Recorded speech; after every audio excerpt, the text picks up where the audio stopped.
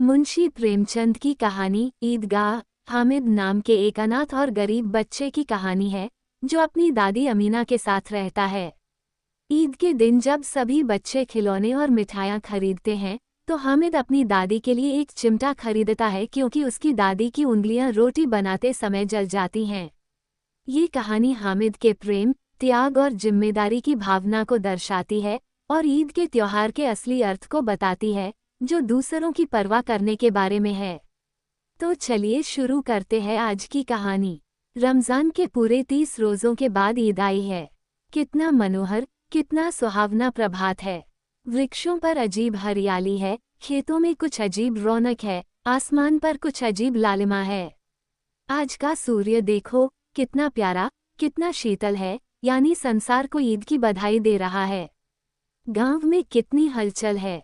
ईदगाह जाने की तैयारियां हो रही हैं। किसी के कुर्ते में बटन नहीं है, पड़ोस के घर में सुई तागा लेने दौड़ा जा रहा है। किसी के जूते कड़े हो गए हैं, उनमें तेल डालने के लिए तेली के घर पर भागा जाता है। जल्दी जल्दी बैलों को सानी पानी दे दें। ईदगाह से लौटते लौटते दोपहर हो जाएगी। 3 कोस का पैदल रास्ता, फिर सैकड़ों आदमियों से मिलना भेंटना।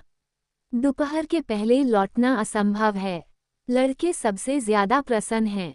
किसी ने एक रोज़ा रखा है, वह भी दोपहर तक, किसी ने वह भी नहीं, लेकिन ईदगाह जाने की खुशी उनके हिस्से की चीज़ है। रोज़े बड़े बूढ़ों के लिए होंगे, इनके लिए तो ईद है। रोज़ ईद का नाम रखते थे, आज वह आ गई। अब जल्दी पड़ी है कि लोग ईदगाह क्यों नहीं चलते। इन्हें गृहस्थी की चिंताओं से क्या प्रयोजन। सेवैयों के लिए दूध और शक्कर घर में है या नहीं, इनकी बला से ये तो सेवैयां खाएंगे। वह क्या जाने कि अब्बाजान क्यों बदहवास चौधरी कायम अली के घर दौड़े जा रहे हैं। उन्हें क्या खबर कि चौधरी आज आंखें बदल लें तो ये सारी ईद मुहर्रम हो जाए। उनकी अपनी जेबों में तो कुबेर का धन भरा हुआ है। बार बार जेब से अपना खजाना निकालकर गिनते हैं और खुश होकर फिर रख लेते हैं।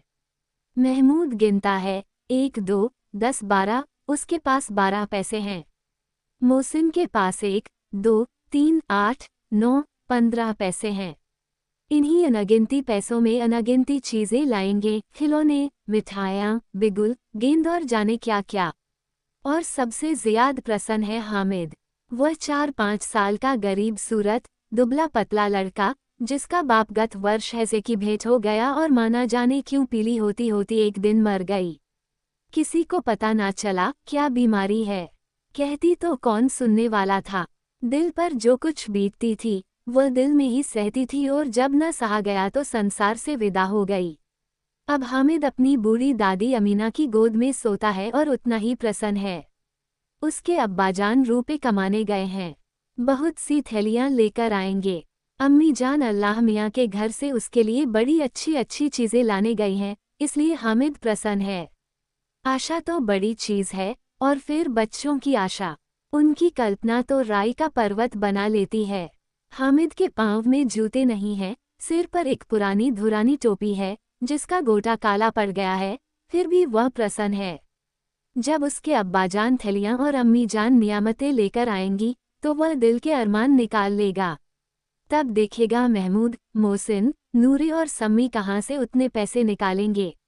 अभागिन अमीना अपनी कोठरी में बैठी रो रही है। आज ईद का दिन, उसके घर में दाना नहीं। आज आबिद होता तो क्या इसी तरह ईद आती और चली जाती। इस अंधकार और निराशा में वह डूबी जा रही है। किसने बुलाया था इस निगोड़ी ईद को। इस घर में उसका काम नहीं, लेकिन हामिद, उसे किसी के मरने जीने से क्या मतलब। उसके अंदर प्रकाश है, बाहर आशा। विपत्ति अपना सारा दलबल लेकर आए, हामिद की आनंद भरी चितवन उसका विध्वंस कर देगी। हामिद भीतर जाकर दादी से कहता है, तुम डरना नहीं अम्मा, मैं सबसे पहले आऊंगा। बिल्कुल न डरना। अमीना का दिल कचोट रहा है। गांव के बच्चे अपने अपने बाप के साथ जा रहे हैं। हामिद का बाप अमीना के सिवा और कौन है। उसे कैसे अकेले में ले जाने दे। उस भीड़ भाड़ से बच्चा कहीं खो जाए तो क्या हो।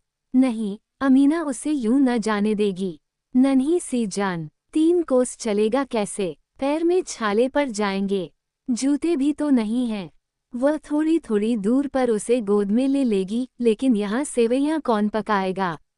पैसे होते तो लौटते लौटते सब सामग्री जमा करके चटपट बना लेती। यहाँ तो घंटों चीजें जमा करते लगेंगे।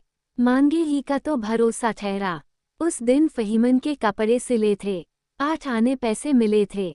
उस अठन्नी को ईमान की तरह बचाती चली आती थी इसी ईद के लिए, लेकिन कल ग्वालन सिर पर सवार हो गई तो क्या करती। हामिद के लिए कुछ नहीं है तो 2 पैसे का दूध तो चाहिए ही। अब तो कुल 2 आने पैसे बच रहे हैं। 3 पैसे हामिद की जेब में, 5 अमीना के बटुए में। यही तो बिसात है और ईद का त्योहार, अल्लाह ही बेड़ा पार लगाए। धोबन और नाइन और मेहतरानी और चूड़ी हारिन सभी तो आएंगी। सभी को सेवैयाँ चाहिए और थोड़ा किसी को आंखों नहीं लगता। किस किस से मुंह चुराएगी। और मुंह क्यों चुराए, साल भर का त्योहार है। जिंदगी खैरियत से रहे, उनकी तकदीर भी तो उसी के साथ है। बच्चे को खुदा सलामत रखे, दिन भी कट जाएंगे। गांव से मेला चला और बच्चों के साथ हामिद भी जा रहा था। कभी सबके सब दौड़कर आगे निकल जाते, फिर किसी पेड़ के नीचे खड़े होकर साथ वालों का इंतजार करते। ये लोग क्यों इतना धीरे धीरे चल रहे हैं। हामिद के पैरों में तो जैसे पर लग गए हैं। वो कभी थक सकता है। शहर का दामन आ गया। सड़क के दोनों ओर अमीरों के बगीचे हैं। पक्की चारदीवारी बनी हुई है। पेड़ों में आम और लीचियां लगी हुई हैं। कभी कभी कोई लड़का कंकड़ी उठाकर आम पर निशान लगाता है। माली अंदर से गाली देता हुआ निकलता है। लड़के वहां से एक फरलांग पर हैं, खूब हंस रहे हैं। माली को कैसा उल्लू बनाया है। बड़ी बड़ी इमारतें आने लगीं। यह अदालत है, ये कॉलेज है, ये क्लब घर है। इतने बड़े कॉलेज में कितने लड़के पढ़ते होंगे। सब लड़के नहीं हैं जी, बड़े बड़े आदमी हैं सच। उनकी बड़ी बड़ी मूंछें हैं। इतने बड़े हो गए, अभी तक पढ़ने जाते हैं। न जाने कब तक पढ़ेंगे और क्या करेंगे इतना पढ़कर। हामिद के मदरसे में 2-3 बड़े बड़े लड़के हैं, बिल्कुल 3 कौड़ी के। रोज मार खाते हैं, काम से जी चुराने वाले। इस जगह भी उसी तरह के लोग होंगे और क्या। क्लब घर में जादू होता है, सुना है। यहाँ मुर्दों की खोपड़ियाँ दौड़ती हैं और बड़े बड़े तमाशे होते हैं, पर किसी को अंदर नहीं जाने देते। और वहाँ शाम को साहब लोग खेलते हैं। बड़े बड़े आदमी खेलते हैं, मूंछों दाढ़ी वाले। और मेमें भी खेलती हैं सच। हमारी अम्मा को वह दे दो, क्या नाम है, बैट, तो उसे पकड़ ही न सकें, घुमाते ही लुढ़क जाएं। महमूद ने कहा, हमारी अम्मी जान का तो हाथ कांपने लगे, अल्लाह कसम। मोहसिन बोला, चलो मनो आटा पीस डालती हैं। जरा सा बैट पकड़ लेंगी तो हाथ कांपने लगेंगे। सैकड़ों घड़े पानी रोज निकालती हैं। 5 घड़े तो तेरी भैंस पी जाती है। किसी मेम को 1 घड़ा पानी भरना पड़े तो आंखों तले अंधेरा आ जाए। महमूद, लेकिन दौड़ती तो नहीं, उछल कूद तो नहीं सकती। मोहसिन, हाँ उछल कूद तो नहीं सकती, लेकिन उस दिन मेरी गाय खुल गई थी और चौधरी के खेत में जा पड़ी थी। अम्मा इतना तेज दौड़ी कि मैं उन्हें न पा सका, सच। आगे चले। हलवाइयों की दुकानें शुरू हुईं। आज खूब सजी हुई थीं। इतनी मिठाइयाँ कौन खाता है। देखो न, एक एक दुकान पर मनो होंगी। सुना है रात को जिन्नात आकर खरीद ले जाते हैं। अब्बा कहते थे कि आधी रात को एक आदमी हर दुकान पर जाता है और जितना माल बचा होता है वह तुलवा लेता है और सचमुच के रुपए देता है, बिल्कुल ऐसे ही रुपए। हामिद को यकीन न आया, ऐसे रुपए जिन्नात को कहाँ से मिल जाएंगे। मोहसिन ने कहा, जिन्नात को रुपए की क्या कमी, जिस खजाने में चाहे चले जाएं। लोहे के दरवाजे तक उन्हें नहीं रोक सकते जनाब, आप हैं किस फेर में। हीरे जवाहरात तक उनके पास रहते हैं। जिससे खुश हो गए उसे टोकरों जवाहरात दे दिए। अभी यहीं बैठे हैं, 5 मिनट में कलकत्ता पहुंच जाएं। हामिद ने फिर पूछा, जिन्नात बहुत बड़े बड़े होते हैं। मोहसिन, एक एक आसमान के बराबर होता है जी। जमीन पर खड़ा हो जाए तो उसका सिर आसमान से जा लगे, मगर चाहे तो एक लोटे में घुस जाएं। हामिद, लोग उन्हें कैसे खुश करते होंगे। कोई मुझे यह मंतर बता दे तो एक जिन को खुश कर लूं। मोहसिन, अब ये तो मैं नहीं जानता, लेकिन चौधरी साहब के काबू में बहुत से जिन्नात हैं। कोई चीज चोरी हो जाए चौधरी साहब उसका पता लगा देंगे और चोर का नाम भी बता देंगे। जुमराती का बछवा उस दिन खो गया था। 3 दिन हैरान हुए, कहीं न मिला, तब झक मारकर चौधरी के पास गए। चौधरी ने तुरंत बता दिया, मवेशी खाने में है, और वहीं मिला। जिन्नात आकर उन्हें सारे जहान की खबर दे जाते हैं।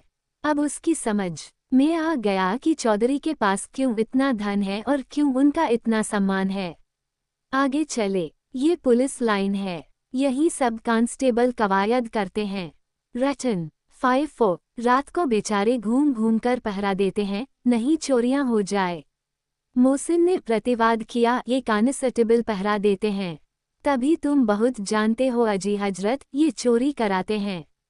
शहर के जितने चोर डाकू हैं, सब इनसे मिले रहते हैं। रात को ये लोग चोरों से तो कहते हैं चोरी करो और आप दूसरे मोहल्ले में जाकर जागते रहो पुकारते हैं। जब ही इन लोगों के पास इतने रुपए आते हैं। मेरे मामू एक थाने में कांस्टेबल हैं, 20 रुपया महीना पाते हैं, लेकिन 50 रुपए घर भेजते हैं। अल्लाह कसम, मैंने एक बार पूछा था कि मामू आप इतने रुपए कहाँ से पाते हैं? हंसकर कहने लगे, बेटा अल्लाह देता है। फिर आप ही बोले, हम लोग चाहें तो एक दिन में लाखों मार लाएं। हम तो इतना ही लेते हैं जिसमें अपनी बदनामी न हो और नौकरी न चली जाए। हामिद ने पूछा, ये लोग चोरी करवाते हैं तो कोई इन्हें पकड़ता नहीं? मोहसिन उसकी नादानी पर दया दिखाकर बोला, अरे पागल, इन्हें कौन पकड़ेगा? पकड़ने वाले तो ये लोग खुद हैं, लेकिन अल्लाह इन्हें सज़ा भी खूब देता है। हराम का माल हराम में जाता है। थोड़े ही दिन हुए, मामू के घर में आग लग गई। सारी लेई पूंजी जल गई, एक बर्तन तक न बचा। कई दिन पेड़ के नीचे सोए, अल्लाह कसम पेड़ के नीचे। फिर न जाने कहाँ से 100 कर्ज लाए तो बर्तन भांडे आए। हामिद 100 तो 50 से ज्यादा होते हैं। कहाँ 50, कहाँ 100। 50 एक थैली भर होता है, 100 तो 2 थैलियों में भी न आए। अब बस्ती घनी होने लगी। ईदगाह जाने वालों की टोलियां नजर आने लगी, एक से एक भड़कीले वस्त्र पहने हुए। कोई इक्के तांगे पर सवार, कोई मोटर पर, सभी इत्र में बसे, सभी के दिलों में उमंग। ग्रामीणों का ये छोटा सा दल अपनी विपन्नता से बेखबर, संतोष और धैर्य में मगन चला जा रहा था। बच्चों के लिए नगर की सभी चीजें अनोखी थीं। जिस चीज की ओर ताकते ताकते ही रह जाते और पीछे से बराबर हॉर्न की आवाज होने पर भी न चेतते। हामिद तो मोटर के नीचे जाते जाते बचा। सहसा ईदगाह नजर आया। ऊपर इमली के घने वृक्षों की छाया है, नीचे पक्का फर्श है जिस पर जाजिम बिछा हुआ है, और रोजेदारों की पंक्तियां एक के पीछे एक न जाने कहां तक चली गई हैं, पक्के जगत के नीचे तक, जहां जाजिम भी नहीं है। नए आने वाले आकर पीछे की कतार में खड़े हो जाते हैं। आगे जगह नहीं है, यहाँ कोई धन और पद नहीं देखता। इस्लाम की निगाह में सब बराबर हैं। इन ग्रामीणों ने भी वजू किया और पिछली पंक्ति में खड़े हो गए। कितना सुंदर संचालन है, कितनी सुंदर व्यवस्था। लाखों सिर एक साथ सिजदे में झुक जाते हैं, फिर सबके सब एक साथ खड़े हो जाते हैं, एक साथ झुकते हैं और एक साथ घुटनों के बल बैठ जाते हैं। कई बार यही क्रिया होती है जैसे बिजली की लाखों बत्तियां एक साथ प्रदीप्त हों और एक साथ बुझ जाएं, और यही क्रम चलता रहे। कितना अपूर्व दृश्य था, जिसकी सामूहिक क्रियाएं, विस्तार और अनंतता हृदय को श्रद्धा, गर्व और आत्मानंद से भर देती थी, मानो भ्रातृत्व का एक सूत्र इन समस्त आत्माओं को एक लड़ी में पिरोए हुए है। 2. नमाज खत्म हो गई है। लोग आपस में गले मिल रहे हैं। मिठाई और खिलौने की दुकान पर धावा होता है। ग्रामीणों का ये दल इस विषय में बालकों से कम उत्साही नहीं है। ये देखो, हिंडोला है, एक पैसा देकर चढ़ जाओ। कभी आसमान पर जाते हुए मालूम होगे, कभी जमीन पर गिरते हुए। ये चरखी है, लकड़ी के हाथी, घोड़े, ऊंट छड़ों में लटके हुए हैं। एक पैसा देकर बैठ जाओ और 25 चक्करों का मजा लो। महमूद और मोहसिन और नूरे और सम्मी इन घोड़ों और ऊंटों पर बैठते हैं। हामिद दूर खड़ा है, 3 ही पैसे तो उसके पास हैं। अपने कोष का 1/3 जरा सा चक्कर खाने के लिए नहीं दे सकता। सब चरखियों से उतरते हैं। अब खिलौने लेंगे। इधर दुकानों की कतार लगी हुई है। तरह तरह के खिलौने हैं, सिपाही और गुजरिया, राजा और वकील, भिश्ती और धोबन और साधु। वाह, कितने सुंदर खिलौने हैं। अब बोला ही चाहते हैं। महमूद सिपाही लेता है, खाकी वर्दी और लाल पगड़ी वाला, कंधे पर बंदूक रखे हुए, मालूम होता है अभी कवायद किए चला आ रहा है। मोहसिन को भिश्ती पसंद आया। कमर झुकी हुई है, ऊपर मशक रखे हुए है। मशक का मुंह एक हाथ से पकड़े हुए है। कितना प्रसन्न है, शायद कोई गीत गा रहा है। बस मशक से पानी उड़ेलना ही चाहता है। नूरे को वकील से प्रेम है। कैसी विद्वता है उसके मुख पर। काला चोगा, नीचे सफेद अचकन, अचकन के सामने की जेब में घड़ी, सुनहरी जंजीर, एक हाथ में कानून का पोथा लिए हुए। मालूम होता है अभी किसी अदालत से जिरह या बहस किए चले आ रहे हैं। ये सब 2-2 पैसे के खिलौने हैं। हामिद के पास कुल 3 पैसे हैं। इतने महंगे खिलौने वह कैसे ले। खिलौना कहीं हाथ से छूट पड़े तो चूर चूर हो जाए, जरा पानी पड़े तो सारा रंग घुल जाए। ऐसे खिलौने लेकर वह क्या करेगा, किस काम के। मोहसिन कहता है मेरा भिश्ती रोज पानी दे जाएगा सांझ सवेरे। महमूद और मेरा सिपाही घर का पहरा देगा, कोई चोर आएगा तो फौरन बंदूक से फायर कर देगा। नूरी और मेरा वकील खूब मुकदमा लड़ेगा। सम्मी और मेरी धोबन रोज कपड़े धोएगी।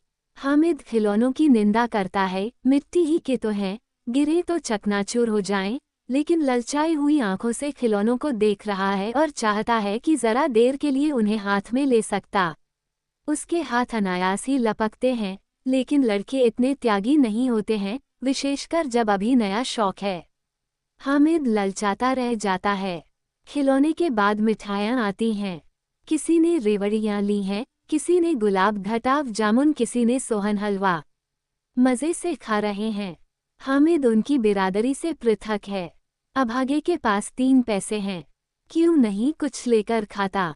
ललचाए आंखों से सबकी ओर देखता है। मोहसिन कहता है हामिद रेवड़ी ले जा, कितनी खुशबूदार है। हामिद को संदेह हुआ ये केवल क्रूर विनोद है, मोहसिन इतना उदार नहीं है, लेकिन ये जानकर भी वो उसके पास जाता है। मोहसिन दोने से एक रेवड़ी निकालकर हामिद की ओर बढ़ाता है। हामिद हाथ फैलाता है। मोहसिन रेवड़ी अपने मुंह में रख लेता है। महमूद, नूरे और सम्मी खूब तालियां बजा बजाकर हंसते हैं। हामिद खिसिया जाता है। मोहसिन, अच्छा अब की जरूर देंगे हामिद, अल्लाह कसम ले जा। हामिद, रखे रहो, क्या मेरे पास पैसे नहीं हैं। सम्मी, 3 ही पैसे तो हैं। 3 पैसे में क्या क्या लोगे। महमूद, हमसे गुलाब जामुन ले जाओ। हामिद, मोहमिन बदमाश है। हामिद, मिठाई कौन बड़ी नेमत है, किताब में इसकी कितनी बुराइयां लिखी हैं। मोहसिन, लेकिन दिल में कह रहे होंगे कि मिले तो खा लें, अपने पैसे क्यों नहीं निकालते। महमूद, हम समझते हैं इसकी चालाकी, जब हमारे सारे पैसे खर्च हो जाएंगे तो हमें ललचा ललचा कर खाएगा। मिठाइयों के बाद कुछ दुकानें लोहे की चीज़ों की, कुछ गिलट और कुछ नकली गहनों की। लड़कों के लिए यहाँ कोई आकर्षण न था, वे सब आगे बढ़ जाते हैं। हामिद लोहे की दुकान पर रुक जाता है। कई चिमटे रखे हुए थे। उसे ख्याल आया दादी के पास चिमटा नहीं है। तवे से रोटियां उतारती हैं तो हाथ जल जाता है। अगर वह चिमटा ले जाकर दादी को दे दे तो वह कितना प्रसन्न होंगी। फिर उनकी उंगलियां कभी न जलेंगी। घर में एक काम की चीज हो जाएगी। खिलौने से क्या फायदा, व्यर्थ में पैसे खराब होते हैं। जरा देर ही तो खुशी होती है, फिर तो खिलौने को कोई आंख उठाकर नहीं देखता, या तो घर पहुँचते पहुँचते टूट फूट बराबर हो जाएंगे। चिमटा कितने काम की चीज है। रोटियां तवे से उतार लो, चूल्हे में सेक लो। कोई आग मांगने आए तो चटपट चूल्हे से आग निकालकर उसे दे दो। अम्मा बेचारी को कहाँ फुर्सत है कि बाजार आएं और इतने पैसे ही कहाँ मिलते हैं। रोज हाथ जला लेती हैं। हामिद के साथी आगे बढ़ गए हैं। सबील पर सब के सब शरबत पी रहे हैं। देखो सब कितने लालची हैं। इतनी मिठाइयाँ ली, मुझे किसी ने एक भी न दी। उस पर कहते हैं मेरे साथ खेलो, मेरा ये काम करो। अब अगर किसी ने कोई काम करने को कहा तो पूछूंगा। खाएं मिठाइयाँ, आप मुंह सड़ेगा, फोड़े फुंसियां निकलेंगी, आप ही जबान चटोरी हो जाएगी। तब घर से पैसे चुराएंगे और मार खाएंगे। किताब में झूठी बातें थोड़े ही लिखी हैं। मेरी जबान क्यों खराब होगी? अम्मा चिमटा देखते ही दौड़कर मेरे हाथ से ले लेंगी और कहेंगी मेरा बच्चा अम्मा के लिए चिमटा लाया है। हजारों दुआएं देंगी, फिर पड़ोस की औरतों को दिखाएंगी। सारे गांव में चर्चा होने लगेगी, हामिद चिमटा लाया है, कितना अच्छा लड़का है। इन लोगों के खिलौनों पर कौन इन्हें दुआएं देगा? बड़ों की दुआएं सीधे अल्लाह के दरबार में पहुंचती हैं और तुरंत सुनी जाती हैं। मेरे पास पैसे नहीं हैं, तभी तो मोहसिन और महमूद यूं मिजाज दिखाते हैं। मैं भी इनसे मिजाज दिखाऊंगा। खेले खिलौने और खाए मिठाइयाँ। मैं नहीं खेलता खिलौने, किसी का मिजाज क्यों सहूं? मैं गरीब सही, किसी से कुछ मांगने तो नहीं जाता। आखिर अब्बाजान कभी ना कभी आएंगे, अम्मा भी आएंगी ही। फिर इन लोगों से पूछूंगा कितने खिलौने लोगे। एक एक को टोकरियों खिलौने दून और दिखा दून कि दोस्तों के साथ इस तरह का सलूक किया जाता है। यह नहीं कि एक पैसे की रेवड़ियां ली तो चिड़ा चिड़ा कर खाने लगे। सब के सब हंसेंगे कि हामिद ने चिमटा लिया है। हंसे मेरी बला से। उसने दुकानदार से पूछा, ये चिमटा कितने का है? दुकानदार ने उसकी ओर देखा और कोई आदमी साथ न देखकर कहा, तुम्हारे काम का नहीं है जी।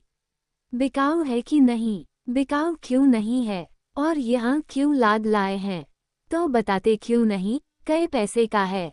6 पैसे लगेंगे। हामिद का दिल बैठ गया।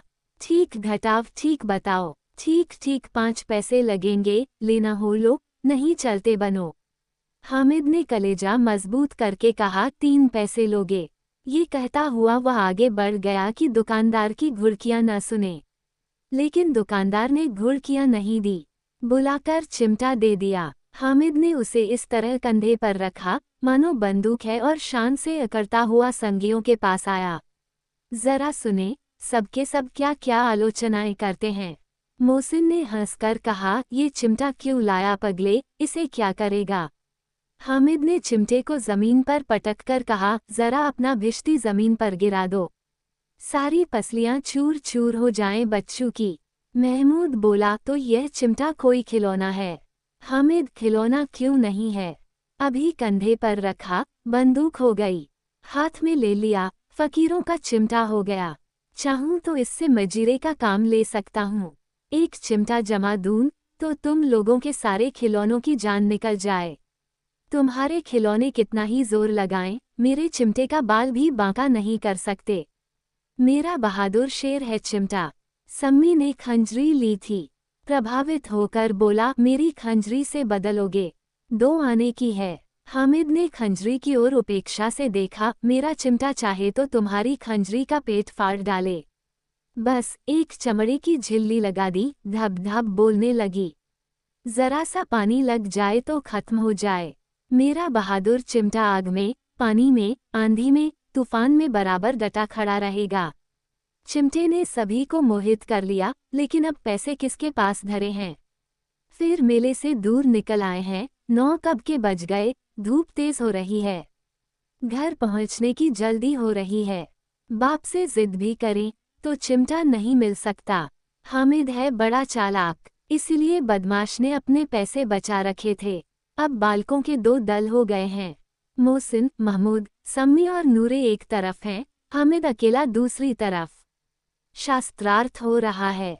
सम्मी तो विधर्मी हो गया, दूसरे पक्ष से जा मिला, लेकिन मोहसिन, महमूद और नूरे भी हामिद से 1-1, 2-2 साल बड़े होने पर भी हामिद के आघातों से आतंकित हो उठे हैं।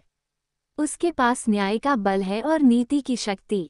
एक ओर मिट्टी है, दूसरी ओर लोहा, जो इस वक्त अपने को फौलाद कह रहा है। वह अजेय है, घातक है। अगर कोई शेर आ जाए तो मियाँ भिश्ती के छक्के छूट जाएं, मियाँ सिपाही मिट्टी की बंदूक छोड़कर भागें, वकील साहब की नानी मर जाए, चोगे में मुंह छिपाकर जमीन पर लेट जाएं। मगर यह चिमटा, ये बहादुर, ये रुस्तम घटावे घटाव हिंद लपककर शेर की गर्दन पर सवार हो जाएगा और उसकी आंखें निकाल लेगा। मोहसिन ने एड़ी चोटी का जोर लगाकर कहा, अच्छा, पानी तो नहीं भर सकता। हामिद ने चिमटे को सीधा खड़ा करके कहा, भिश्ती को एक डांट बताएगा तो दौड़ा हुआ पानी लाकर उसके द्वार पर छिड़कने लगेगा। मोहसिन परास्त हो गया, पर महमूद ने कुमुक पहुंचाए, अगर बच्चा पकड़ जाए तो अदालत में बंधे बंधे फिरेंगे, तब तो वकील साहब के पैरों पड़ेंगे। हामिद इस प्रबल तर्क का जवाब न दे सका। उसने पूछा, हमें पकड़ने कौन आएगा? नूरे ने अकड़कर कहा, ये सिपाही बंदूक वाला। हामिद ने मुंह चिढ़ाकर कहा, ये बेचारे हम बहादुर रुस्तम घटावे घटाव हिंद को पकड़ेंगे। अच्छा लाओ, अभी जरा कुश्ती हो जाए, इसकी सूरत देखकर दूर से भागेंगे। पकड़ेंगे क्या बेचारे? मोहसिन को एक नई चोट सूझ गई, तुम्हारे चिमटे का मुंह रोज आग में जलेगा। उसने समझा था कि हामिद लाजवाब हो जाएगा, लेकिन ये बात न हुई। हामिद ने तुरंत जवाब दिया, आग में बहादुर ही कूदते हैं जनाब। तुम्हारे ये वकील सिपाही और भिश्ती लेडियों की तरह घर में घुस जाएंगे। आग में कूदना वह काम है जो ये रुस्तम हिंद ही कर सकता है। महमूद ने एक जोर लगाया, वकील साहब कुर्सी मेज पर बैठेगे, तुम्हारा चिमटा तो बावर्ची खाने में जमीन पर पड़ा रहेगा। इस तर्क ने सम्मी और नूरे को भी सजीव कर दिया। कितने ठिकाने की बात कही है पट्टे ने।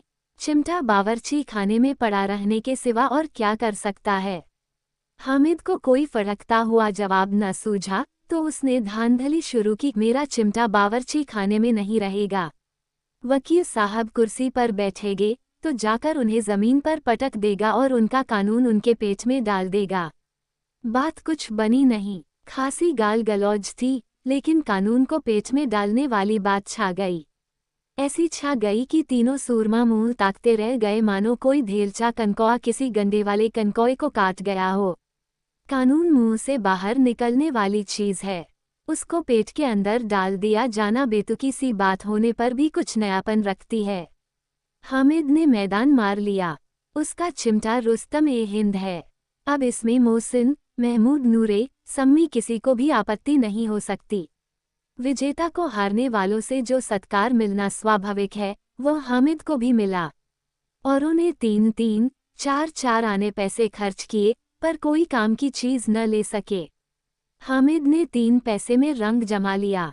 सच ही तो है, खिलौनों का क्या भरोसा, टूट फूट जाएंगे। हामिद का चिमटा तो बना रहेगा बरसों। संधि की शर्तें तय होने लगीं। मोहसिन ने कहा, जरा अपना चिमटा दो, हम भी देखें। तुम हमारा भिश्ती लेकर देखो। महमूद और नूरे ने भी अपने अपने खिलौने पेश किए। हामिद को इन शर्तों को मानने में कोई आपत्ति न थी। चिमटा बारी बारी से सबके हाथ में गया और उनके खिलौने बारी बारी से हामिद के हाथ में आए। कितने खूबसूरत खिलौने हैं। हामिद ने हारने वालों के आंसू पोंछे, मैं तुम्हें चिढ़ा रहा था, सच। ये चिमटा भला इन खिलौनों की क्या बराबरी करेगा, मालूम होता है। अब बोले। लेकिन मोहसिन की पार्टी को इस दिलासे से संतोष नहीं होता। चिमटे का सिक्का खूब बैठ गया है। चिपका हुआ टिकट अब पानी से नहीं छूट रहा है। मोहसिन, लेकिन इन खिलौनों के लिए कोई हमें दुआ तो न देगा? महमूद, दुआ को लिए फिरते हो, उल्टे मार ना पड़े। अम्मा जरूर कहेंगी कि मेले में यही मिट्टी के खिलौने मिले। हामिद को स्वीकार करना पड़ा कि खिलौनों को देखकर किसी की माँ इतनी खुश न होंगी जितनी दादी चिमटे को देखकर होंगी। 3 पैसों ही में तो उसे सब कुछ करना था और उन पैसों के इस उपयोग पर पछतावे की बिल्कुल जरूरत न थी। फिर अब तो चिमटा रुस्तम हिंद है और सभी खिलौनों का बादशाह। रास्ते में महमूद को भूख लगी। उसके बाप ने केले खाने को दिए। महमूद ने केवल हामिद को साझी बनाया। उसके अन्य मित्र मुंह ताकते रह गए। यह उस चिमटे का प्रसाद था। 3-11 बजे गांव में हलचल मच गई। मेले वाले आ गए। मोहसिन की छोटी बहन ने दौड़कर भिश्ती उसके हाथ से छीन लिया और मारे खुशी के जा उछली तो मियाँ भिश्ती नीचे आ रहे और सुरलोक सिधारे। इस पर भाई बहन में मारपीट हुई। दानों खूब रोए। उनकी अम्मा ये शोर सुनकर बिगड़ी और दोनों को ऊपर से 2-2 चांटे और लगाए। मियाँ नूरे के वकील का अंत उनके प्रतिष्ठानुकूल इससे ज्यादा गौरव में हुआ। वकील जमीन पर या ताक पर तो नहीं बैठ सकता, उसकी मर्यादा का विचार तो करना ही होगा। दीवार में खूंटियां गाड़ी गई, उन पर लकड़ी का एक पटरा रखा गया। पटरे पर कागज का कालीन बिछाया गया। वकील साहब राजा भोज की भांति सिंहासन पर विराजे। नूरे ने उन्हें पंखा झलना शुरू किया। अदालतों में खस की टिट्टियां और बिजली के पंखे रहते हैं, क्या यहाँ मामूली पंखा भी न हो? कानून की गर्मी दिमाग पर चढ़ जाएगी कि नहीं? बांस का पंखा आया और नूरे हवा करने लगे। मालूम नहीं पंखे की हवा से या पंखे की चोट से वकील साहब स्वर्गलोक से मृत्युलोक में आ रहे और उनका माटी का चोला माटी में मिल गया। फिर बड़े जोर शोर से मातम हुआ और वकील साहब की अस्थि घूर पर डाल दी गई। अब रहा महमूद का सिपाही। उसे चटपट गांव का पहरा देने का चार्ज मिल गया, लेकिन पुलिस का सिपाही कोई साधारण व्यक्ति तो नहीं जो अपने पैरों चले। वह पालकी पर चलेगा। एक टोकरी आई, उसमें कुछ लाल रंग के फटे पुराने चिथड़े बिछाए गए, जिसमें सिपाही साहब आराम से लेटे। नूरे ने ये टोकरी उठाए और अपने द्वार का चक्कर लगाने लगे। उनके दोनों छोटे भाई सिपाही की तरफ से छोने वाले जागते लाहो पुकारते चलते हैं।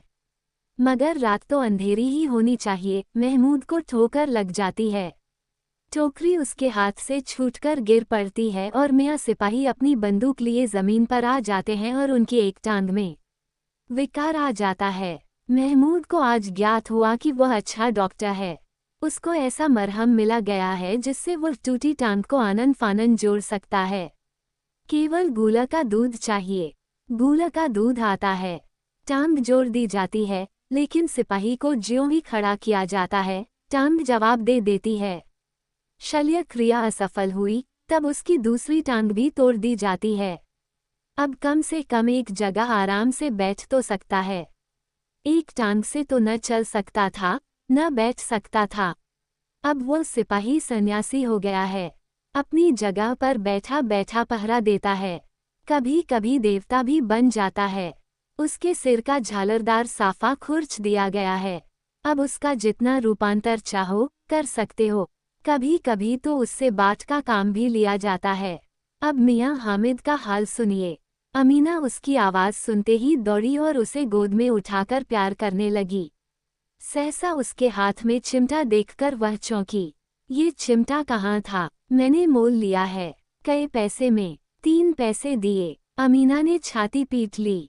ये कैसा बेसमझ लड़का है कि दोपहर हुआ कुछ खाया न पिया। लाया क्या? चिमटा। सारे मेले में तुझे और कोई चीज न मिली जो ये लोहे का चिमटा उठा लाया। हामिद ने अपराधी भाव से कहा, तुम्हारी उंगलियां तवे से जल जाती थीं, इसलिए मैंने इसे लिया। बुढ़िया का क्रोध तुरंत स्नेह में बदल गया, और स्नेह भी वह नहीं जो प्रगल्भ होता है और अपनी सारी कसक शब्दों में बिखेर देता है।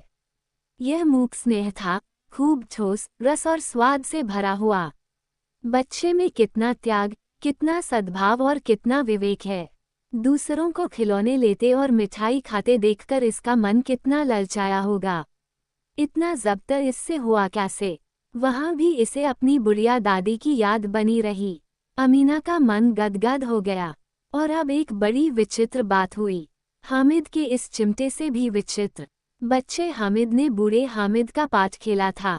बुढ़िया अमीना बालिका अमीना बन गई।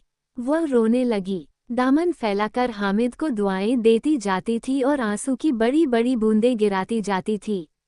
हामिद इसका रहस्य क्या समझता?